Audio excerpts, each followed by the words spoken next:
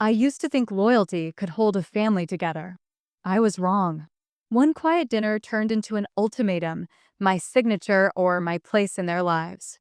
They called it love, but it was control dressed as care. Walking away felt like losing everything, but it was the first honest thing I'd ever done. 2 years later, their golden son vanished with their money, and they came to me broke, begging, pretending we were still whole. They thought I'd forgotten what they did. I hadn't. So when they knocked on my door, I didn't see parents. I saw the beginning of a reckoning. They told me over dinner, as if it were a minor favor, my mother slicing her chicken with that calm, deliberate rhythm she used when pretending everything was fine, and my father refusing to look at me directly, just shifting his napkin like the truth might be hiding underneath it. "It's just a cosign," he said, tone clipped, controlled, the same way he used to tell me not to embarrass them in public. My brother, Mark, sat across from me, smiling like he'd already won. His newest business idea, a luxury outdoor experience company, was going to make millions, apparently. He'd failed twice before, but this time, they said, was different. "He just needs a little help," my mother added, voice tight but rehearsed.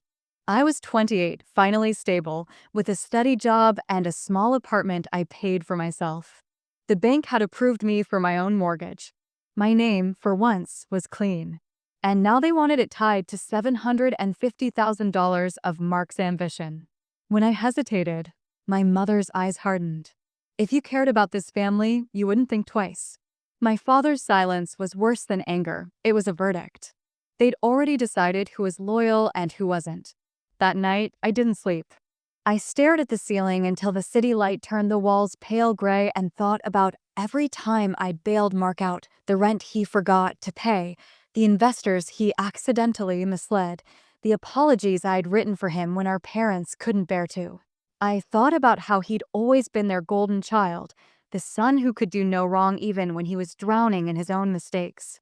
I imagined signing that paper and losing my life to his chaos, and then I imagined walking away, really walking away. In the morning, I chose the second one. My father didn't say a word when I told him. My mother just said, "Don't come back here when you realize how cruel the world is." Mark didn't even look up from his phone. That was the last time I saw them for 2 years. Those 2 years were quiet, in the kind of way that teaches you how silence can be peace, not punishment. I moved to a new city, started over at a design firm, saved every paycheck. I learned how to enjoy my own company, how to cook for one without feeling small, how to make friends who didn't need to know the story behind the walls I'd built. Then, one morning, an old friend sent me a link, an article buried deep in a local business site. Prominent outdoor venture collapses amid fraud investigation. Mark's company. Every line of the article read like a slow unraveling. Lawsuits, unpaid investors, missing funds. And then the final detail: he'd sold my parents' house, transferred the money to a private account, and vanished overseas. Gone. No goodbye, no trace. I stared at the screen until the words blurred, not with shock, but with something colder: recognition. It was the ending they'd written for me, just signed under someone else's name. A month later, they showed up at my door. I didn't give them the address. Someone must have told them where I lived. My mother looked smaller, her perfect hair uneven at the edges, the sharp perfume she always wore replaced by something faint, tired. My father stood beside her, still tall but bent somehow, like the weight of being right had finally turned heavy. "He took everything," she said before I could speak. "The house, our savings. We have nowhere to go." I looked at them and felt that strange stillness again, the same kind that comes before a storm hits. My father tried to speak, some speech about family, forgiveness, starting over, but I barely heard it. Every word sounded like a rewrite of the same story they'd forced me out of. "Family?" I said quietly. "You lost that when you chose a signature over a daughter." My mother's face twisted like I'd slapped her, but she didn't deny it. She couldn't. They stood there, waiting, expecting the same girl who used to fold under their guilt, the one who used to say it's okay even when it wasn't. But I wasn't her anymore. I stepped aside, not to let them in, but to make sure they saw the life I'd built without them. The framed prints on the wall, the clean space, the order. No chaos, no begging, no half-truths. You should go, I said. There's nothing here for you. My father's jaw clenched, like he wanted to argue, but even he knew there was no ground left to stand on. Now it was time they learned what real consequences looked like. I picked up my phone, scrolled through the contacts I hadn't used in years, and stopped at one name, someone who'd lost a lot more than I had because of Mark's schemes. I pressed call. When the voice on the other end said hello, I smiled for the first time that day. It's me, I said. I think it's time we talk. When I called Daniel, I didn't expect him to answer. His voice had changed lower, more deliberate, like someone who'd been forced to grow older faster than he wanted to. He was one of Mark's former investors, a quiet man who trusted too easily. I remembered him from those early days, polite handshakes, firm smiles, the type of confidence that made my brother's lies sound believable. Mark had taken $300,000 from him. Promised returns, fake contracts, everything staged. Daniel lost his company, his marriage, and from what I heard, almost his home. When I told him who was calling, there was a long silence on the line, the kind that makes you wonder if you've said too much. Then he said, I thought you disappeared too. I told him I had, just not the same way Mark did. We met the next evening at a small cafe tucked between two old office buildings. He looked thinner, his hair streaked with gray, but his eyes were sharp. Your brother ruined a lot of lives, he said. No bitterness in his tone, just a statement. And now your parents want to play victims. He'd read about them, too. Their story was making quiet rounds in community circles, whispers about how the once proud couple had lost everything. They used people like chess pieces, he said. Maybe it's time someone flipped the board. I didn't tell him I already planned to. I just nodded. Over coffee, we went through what he knew. Mark had transferred the money through a string of small offshore accounts before disappearing. But there was something else. Daniel still had access to a shared server they'd used early on, before the company collapsed. It's encrypted, he said, but your brother's arrogance might have left traces. I agreed to help. I wasn't an expert in tech, but I knew patterns.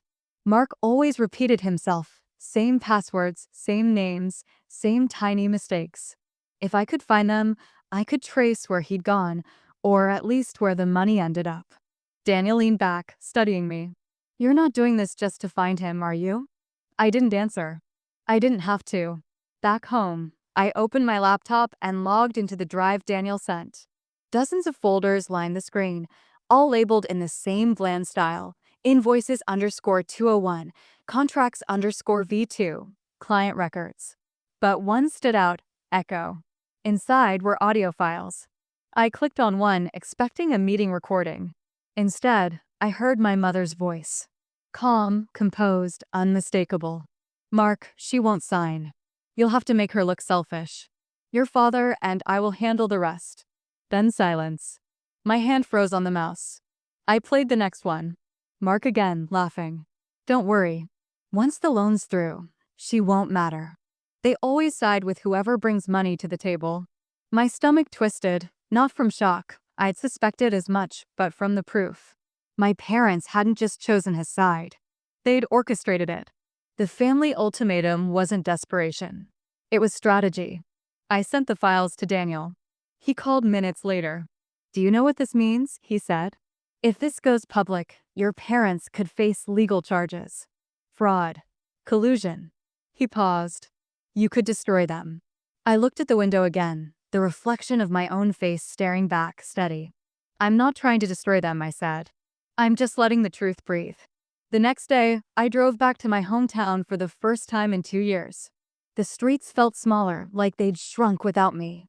My parents were staying at a distant relative's house on the edge of town, and when I pulled up, my mother opened the door as if she'd been waiting. You came, she said, relief flooding her expression. My father appeared behind her, cautious, scanning my face. We didn't mean what we said, he started. You have to understand, we were desperate. I stepped inside, noticing how they'd tried to keep the illusion of control, neat luggage lined up, my father still wearing his pressed shirts. But the air carried a quiet panic, like they both knew they were running out of time. I found something, I said, placing my phone on the table. I played the recording. My mother's face went pale before the first sentence finished. My father didn't move. When the audio stopped, she finally spoke. That was taken out of context. I laughed once, quietly. Context doesn't change what you said. My father tried to regain his footing. Whatever this is, we can fix it together. You're our daughter. I looked at him, and for the first time, I saw the same hollow confidence that used to belong to Mark, that belief that every lie could still be negotiated. You didn't lose a house, I said softly. You lost the people who kept covering for you. I left before they could answer. Daniel was waiting outside in his car. You sure about this? He asked as I got in. Once it's out, there's no taking it back. I nodded. That's the point. We sent the files anonymously to a few journalists, the kind who specialize in quiet scandals that never make front pages but ruin reputations just the same. By the next morning, whispers had turned into stories. Words like fraud, family complicity, and cover-up began circling online. I didn't check the comments. I didn't need to. 2 days later, my mother called. Her voice trembled. They're saying terrible things. Your father's old partners won't speak to us. People are calling, threatening. You have to help us. I listened in silence. Help. I repeated. I did. I stopped pretending. She started to cry, the kind of crying that used to break me instantly, but now it just echoed faintly through the phone. We made mistakes, she said. But you're making us pay for them. No, I said. Mark made you pay. I'm just not saving you this time. I hung up. That night, I met Daniel again. He'd been quiet since the story spread. You know, he said, stirring his coffee, people will think you did this for revenge. I smiled faintly. Maybe they're right. He studied me like he wanted to say something else, but instead, he handed me a folder. You might want to see this. Inside were recent wire transfer records from one of the offshore accounts, dates, amounts, locations. One caught my eye. A transfer made only 3 weeks ago to a bank in Lisbon. Mark wasn't gone. He was moving again. I stared at the page, feeling that same familiar mix of disbelief and certainty. He was still out there, still untouchable, still convinced he could rewrite the story. Daniel looked at me carefully. You could let it end here, he said. You've already won. I closed the folder. Not yet. When I got home, I packed a small bag. As I zipped it shut, I glanced around the apartment, the calm space I'd built from nothing, and realized it was time to leave it behind for a while. The next morning, I booked a flight to Lisbon. Before leaving for the airport, I wrote one short message to my mother. You always said family looks out for each other.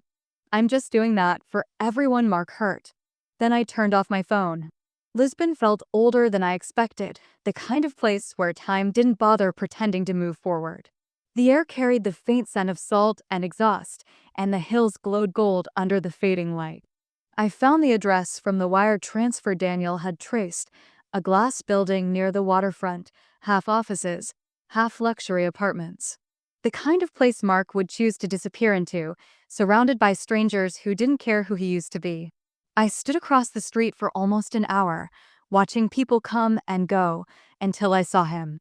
He looked unchanged, still polished, confident, the kind of man who'd talk his way out of a burning building while it collapsed behind him.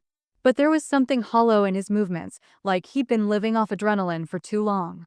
I followed him, staying far enough to watch but not be seen, until he turned into a narrow street lined with cafes and open doors spilling quiet music. He sat alone, ordered something, and took out his phone. I waited until the sun sank and shadows hid my face before walking in. When he looked up and saw me, he froze for half a second, just enough to show that for all his practiced control, he hadn't expected this.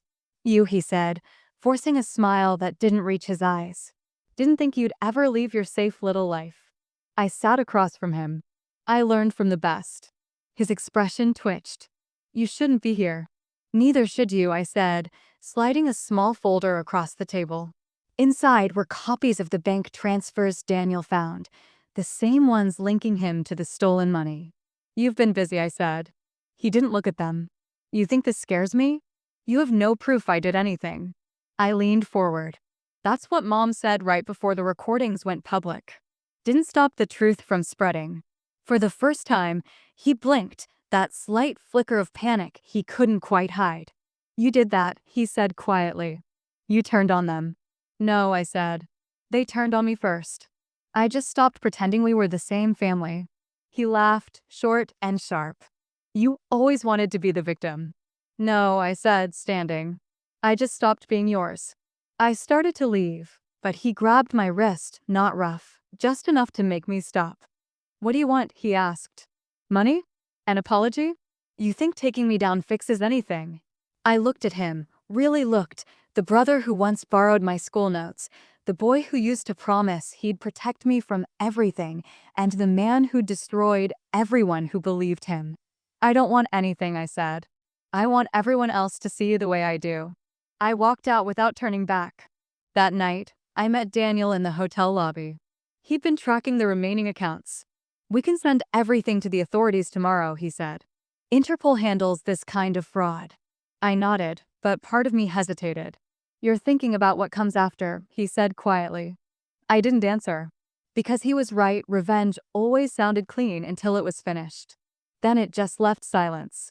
The next morning, before the files went out, I received an email.